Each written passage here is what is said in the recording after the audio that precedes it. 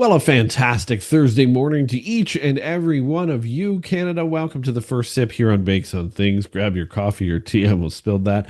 It is Canada Positive Week, and we are wrapping it up this morning because we do want to cover some of the topics of the day this afternoon, tomorrow, and on our weekend wrap. But it has been a great week of hope here on all of these episodes.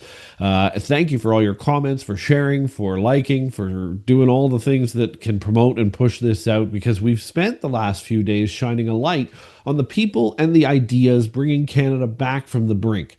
The builders of this country, the believers, the doers, the fighters. And today we're going to ask one final question, the question that's been kind of building up all week long. What would Canada actually look like under a government that finally believes in Canadians again?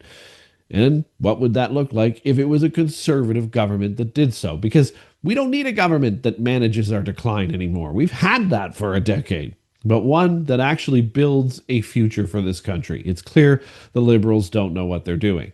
Not a government that tells you what you can and cannot do or say, but one that gets out of your way so that you can actually do or say the things you need to build. Today, we imagine the Canada that's possible, a Canada led by principle, not by propaganda, a Canada that protects its people, rewards hard work, defends freedom, and lifts every single one of you, not through pity, but through purpose. Let's go. Welcome to Bakes on Things. Welcome back to Bakes on Things. I'm Chris Baker. It's the first sip. It's our last episode for our Canada Positive theme this week. And imagine a government that actually trusts Canadians. Don't forget to like, subscribe, and of course, comment on that in the discussion down below. A government that sees you not as a problem to manage, but as a partner in building this country. Someone they can empower to do the work. Under a conservative government, hope wouldn't just be a word, would it? It would be policy. Imagine that. Housing approvals that take just weeks, not years.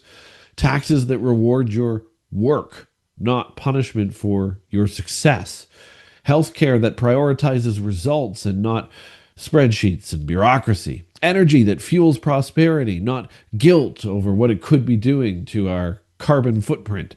Trade that strengthens sovereignty, not dependence on it. That's what hope looks like when it governs. Freedom translated into fairness. Compassion translated into competence, into getting things done, into getting your feet dirty, your hands dirty, getting the work done. Working in the trenches with each and every one of us has been a conservative MP all across the country. So in a conservative Canada, the economy wouldn't be a playground for insiders. It would be a lifeline for families, as long as they keep to the policies and procedures and proposals they've put out there. Yeah, under what they've proposed, your paycheck would actually stretch a lot further. Your home would be attainable. Your business would be respected again, not regulated to death. And for young Canadians who feel like they've lost the dream of this country and any hope for the future, for young Canadians, the message would finally change.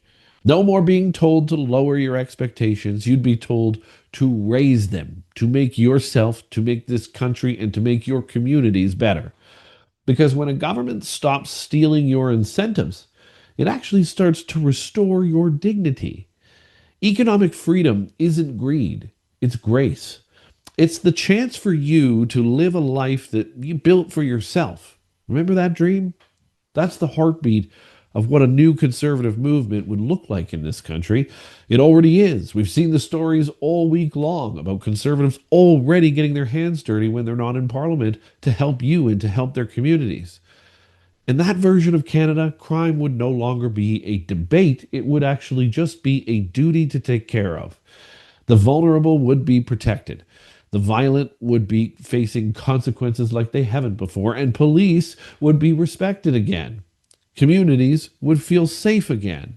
Victims would have a voice again. Imagine where the police are empowered to actually do their job across this country.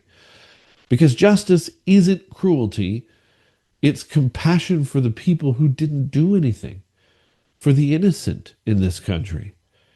That's what Melissa Lantsman, we talked a lot about Melissa this week, but her legislation stands for all of that. That's what Raquel Dancho's anti trafficking work in the prairies embodies. And that's what Pierre Poilievre has made very clear every time he speaks about crime. A country that won't defend its people is not progressive. It ends up powerless. We can't have that anymore in this country. We've had that for a decade and it has pulled us apart.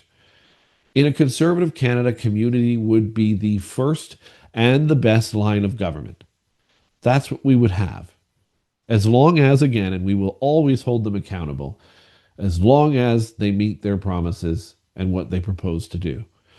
Ottawa wouldn't smother local solutions, it would supercharge them.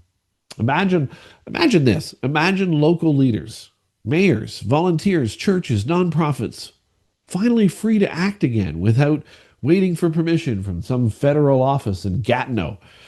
Yeah, they used to be able to do that. Do you remember those days when your mayor actually could get things done in your city without having to wait for federal permission? Because that's where hope lives, in communities that take care of all of their own. Conservatives believe in this. Conservatives believe you can trust people more than paperwork. And when you unleash Canadians, they almost never fail. Have you ever seen Canada as a whole fail when Canada's working together, citizens and government? It's a country they love.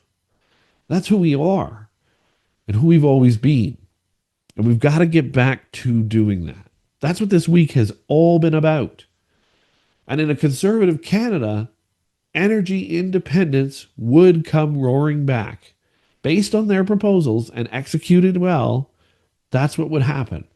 The oil worker in Alberta, the hydro engineer in Quebec, the LNG operator in British Columbia, all finally respected for what they are, which is builders of this nation. We would stop treating our natural resources as a burden, something threatening our environment, and start treating them as a blessing because we are rich with those options in this country and we produce very little carbon here. Energy is the foundation of sovereignty. And under a government that believes in Canadian strength, we would no longer be the world's cautionary tale. Instead, we would return to being one of its model citizens.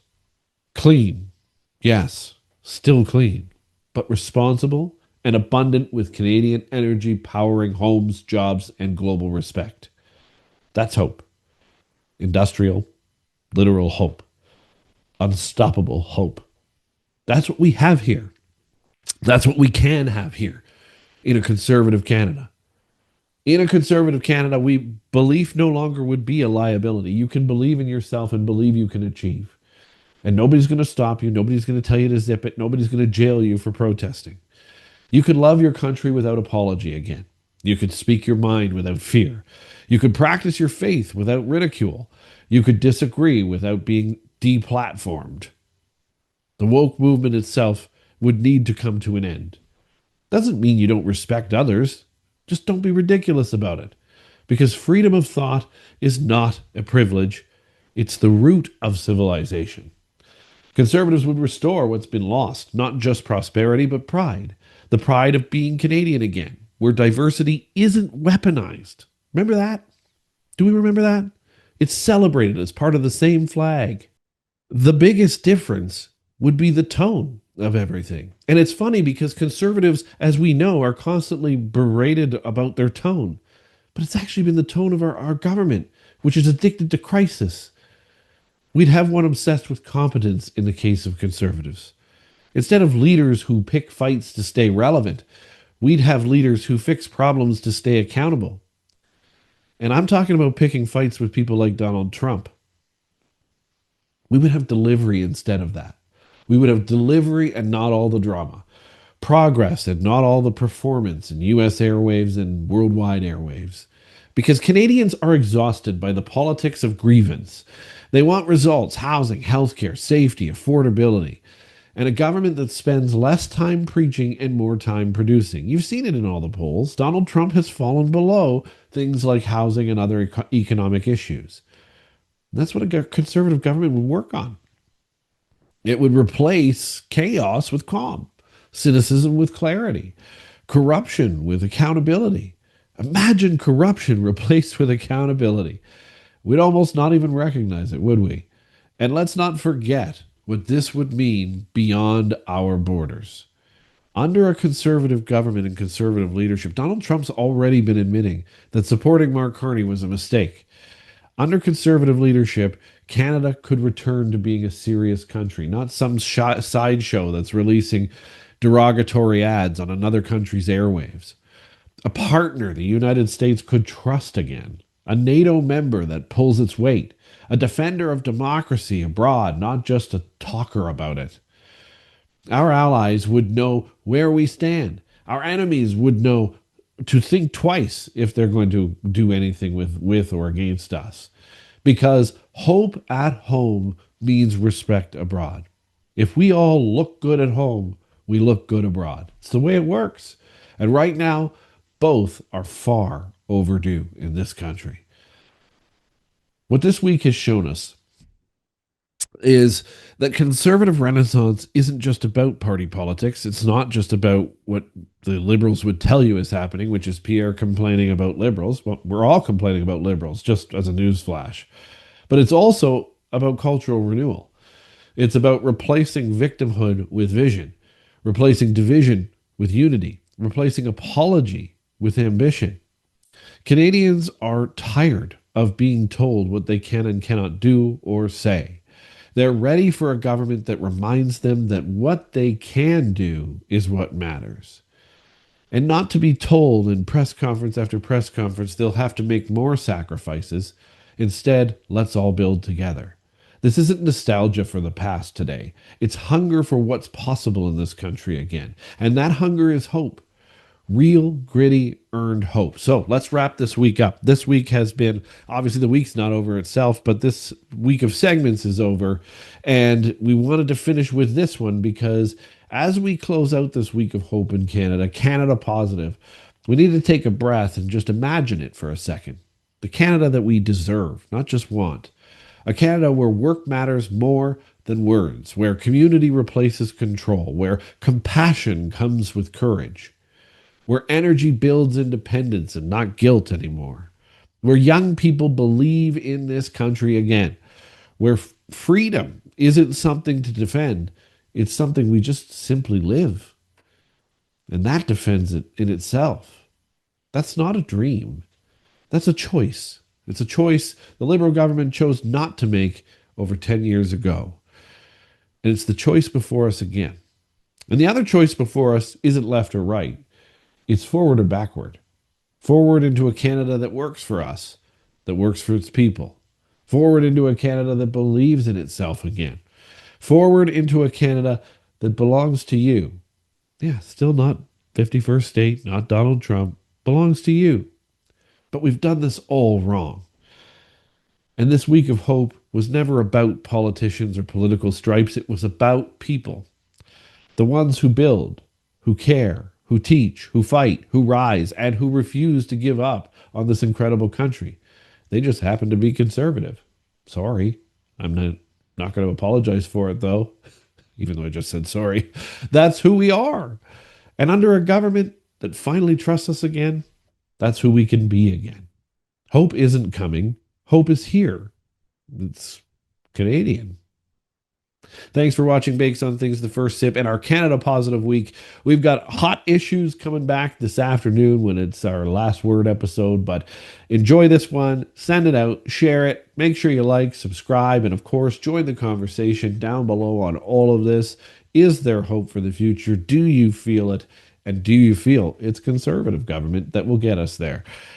Then join us this afternoon as we return to some of the hot topics of the week. And of course, tomorrow as well for 2 episodes and on Saturday for our weekend wrap. Thanks for watching. Have a wonderful Thursday, and we will see you this afternoon.